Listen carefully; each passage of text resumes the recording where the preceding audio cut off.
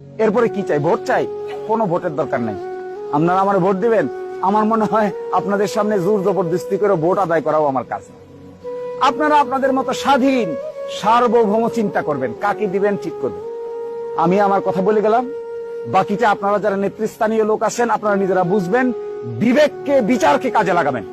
বিবেক বিচার যদি বলে আমি যা বলেছি এটা সঠিক, তাহলে আমাদের জন্য কাজ করবেন। আর যদি বিবেক বিচার বলে আমি যা বলছি আরেকটা লোক তার চাইতে বেশি সঠিক কথা বলছে, বেশি কাজ করছে, আপনার প্রতি বেশি দয়া মায়া মহব্বত দেখাচ্ছে, আপনি তাকেই সাপোর্ট করবেন, তাতেও আমার কোনো আপত্তি নেই। আমি এত ছোট মনের লোক না যে আরেকজনকে গালিগালাজ করে বা আরেকজনকে হেয় প্রতিপন্ন করে আমি বড় হইতে চাই। এটা আমার কাজ না, এটা কোনোদিনই আমি হইতে চাইবো না। আমার যদি কোনো ইজ্জত না থাকে, কোনো সম্মানও না থাকে, আরেকজনের ইজ্জতের বিনিময়ে আমার ইজ্জত বাড়ানোর কোনো দরকার আমার নেই।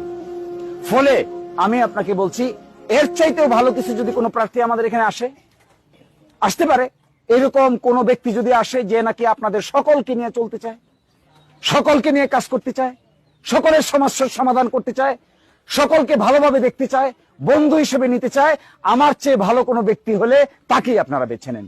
দেখবেন আমি আপনাদের কোনোদিন কোনো কালে আপনাদের দুয়ারে এসে বলবো না যে আমার চাইতে ভালো ব্যক্তি আসা সত্ত্বেও আপনি আমাকে পছন্দ করেন, এটা আমি কোনোদিন বলতে আসবো না।